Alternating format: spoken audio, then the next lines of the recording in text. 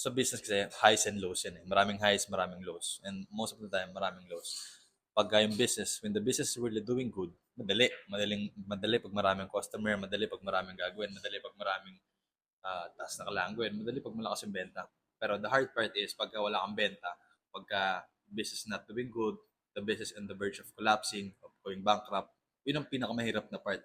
And once na You've been in the game for like 4 years. What was your biggest struggle as an entrepreneur and how did you overcome it? big struggling yung lagi kong sinasabi na mag, magpatuloy. Ano ba yung English magpatuloy? Yung persistence ba yan? Parang ganun. Pwede, basta magpatuloy ka kasi parang sa business kasi highs and lows yan eh. Maraming highs, maraming lows. And most of the time, maraming lows.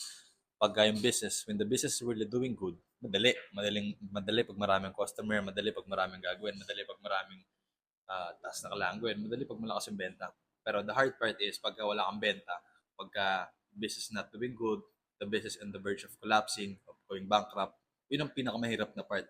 And once na ma-overcome mo yun, magawa mo ng paraan, masolve yung mga problems, then doon mo malalaman kung na deserving ka pala talaga na maging businessman. Parang pang negosyo ka ba talaga o hindi. Kapag na-overcome mo yung mga bagay na yun. Doon. So can you tell us more on how did you overcome those struggles? Ano lang, I seek guidance every time. I seek guidance and knowledge sa mga problems na na-encounter ko. I always seek guidance and knowledge. Lalo na kapag hindi ako knowledgeable sa mga bagay na to. I seek guidance. Lalo na ngayon, madali, may online. I seek guidance online. I consult, I go to seminars. Uh, bayad ako para sa mga yung mga mentors, nagbayad ako para sa mentors, ganyan, nagsumasali ako ng mga programs para matuto ako, at least para din hindi ako lumaban sa gera nang walang alam, nang wala akong bala pa. So, yun.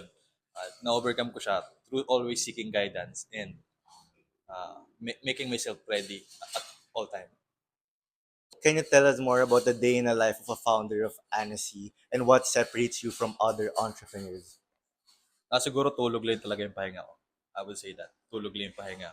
Kasi especially running a F&B business, alam ng mga F&B business owners yan na when you're in the food industry, especially mga cafe, restaurants, from the day, hindi nga masasabi. Parang siguro pagising mo, iniisip mo na ano mga kailangan mabilin, ano mga kailangan i-prep, anong kulang na ganito, kulang na ganyan. Tapos paggabi, iisipin mo ulit anong kailangan mong gawin para bukas. So hindi pa natatapos yung araw mo, iniisip mo na yan para bukas. So parang non-stop yung gawa, non-stop yung kilos yung trabaho. Pero most of the times, you will find me here in Anesi. Dito lang ako lagi. Kung di ako nagluluto, di ako nagtutulong sa kanila, wala ako sa meeting.